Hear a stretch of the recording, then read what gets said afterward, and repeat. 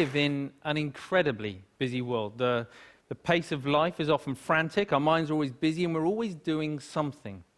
So with that in mind, I'd like just to take a moment to think, when did you last take any time to do nothing?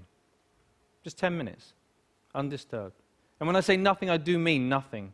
So that's no emailing, texting, no internet, no TV, no chatting, no eating, no reading. Not even sitting there reminiscing about the past or planning for the future. Simply doing nothing. I see a lot of very blank faces. My thinking is probably have to go a long way back. And this is an extraordinary thing, right? We're talking about our mind. The mind, our most valuable and precious resource through which we experience every single moment of our life.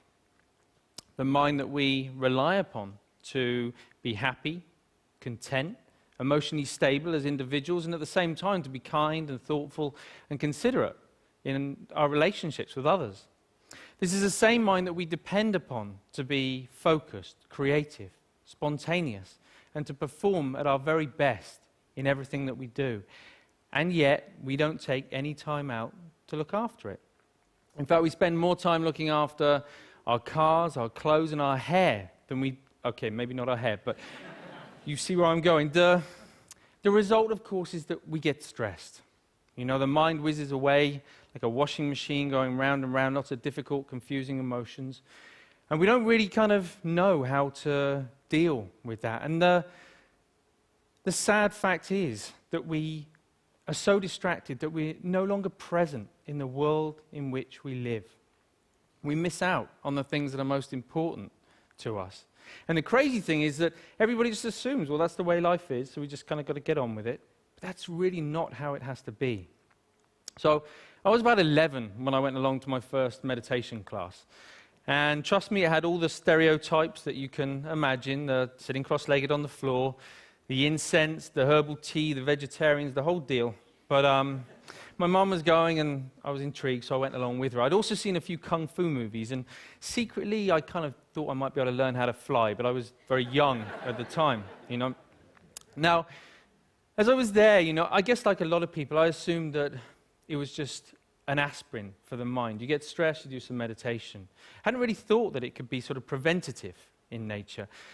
Until I was about sort of 20, when a number of things happened in my life in quite quick succession.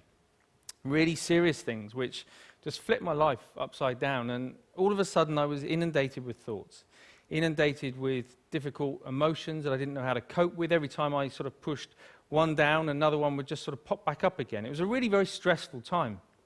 I guess we all deal with stress in different ways. Some people will bury themselves in work, grateful for the distraction. Others will turn to their friends, their family, looking for support. Some people hit the bottle, start taking medication. My own way of dealing with it was to become a monk. So I quit my degree, I headed off to the Himalayas, I became a monk, and I started studying meditation. People often ask me, you know, what I learned from that time. Well, obviously it changed things, you know. Let's face it, becoming a celibate monk is going to change a number of things. But it was more than that. You know, it taught me, it gave me a greater appreciation and understanding for the present moment. By that, I mean not being lost in thought, not being distracted, not being overwhelmed by difficult emotions, but instead learning how to be in the here and now, how to be mindful, how to be present. I think the present moment is so underrated. It sounds so ordinary, and yet we spend so little time in the present moment that it's anything but ordinary. There was a research paper that came out of Harvard just recently that said on average our minds are lost in thought almost 47% of the time. 47%.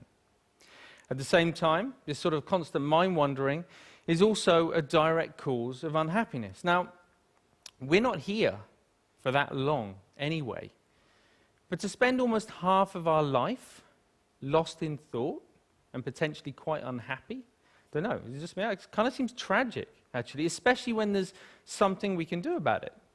When there's a positive, practical, achievable, scientifically proven technique which allows our mind to be more healthy, to be more mindful, and less distracted.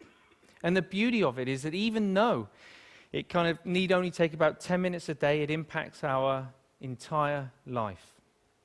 But we need to know how to do it. We need an exercise, we need a framework to learn how to be more mindful. That's essentially what meditation is. It's familiarizing ourselves with the present moment.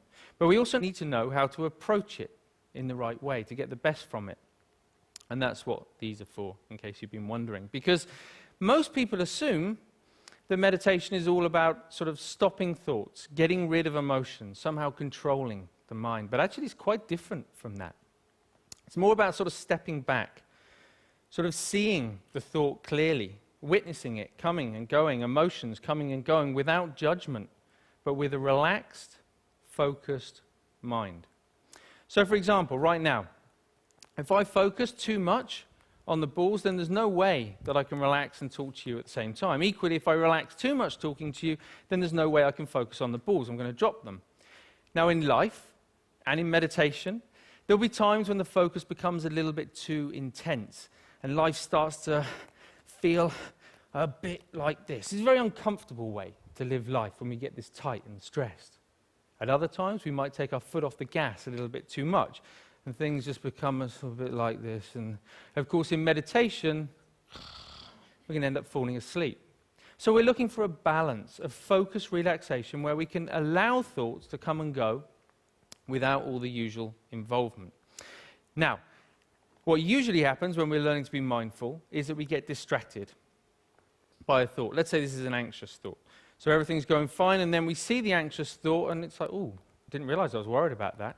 You go back to it, repeat it. Oh, I am worried. Oh, I really am worried. Wow, there's so much anxiety. And before we know it, right, we're anxious about feeling anxious. You know, this is crazy. We do this all the time, even on an everyday kind of level. If you think about the last time, I don't know, you had a wobbly tooth. You know it's wobbly, and you know that it hurts. But what do you do every 20, 30 seconds? I don't know. It does hurt. And we reinforce the storyline, right? And we just keep telling ourselves. And we do it all the time. And it's only in learning to watch the mind in this way that we can start to let go of those storylines and patterns of mind. But when you sit down and you watch the mind in this way, you might see many different patterns. You might find a mind that's really sort of restless and the whole time, you know, don't be surprised if you feel a bit agitated in your body when you sit down to do nothing and your mind feels like that. You might find a mind that's very sort of dull and boring, and it's just almost mechanical. It just sort of seems to, it's as if you're just sort of getting up, going to work, eat, sleep, get up. Or it might just be that one little nagging thought that just goes round and round and round to your mind. Whatever it is, meditation offers the opportunity, the potential to step back and to get a different perspective, to see that things aren't always as they appear. You know, we can't change every little thing that happens to us in life, but we can change the way that we experience it. That's the potential of meditation, of mindfulness. You don't have to burn any incense, and you definitely don't have to sit on the floor. All you need to do is to take 10 minutes out a day to step back, to familiarize yourself with the present moment so that you get to experience a greater sense of focus, calm, and clarity in your life. Thank you very much.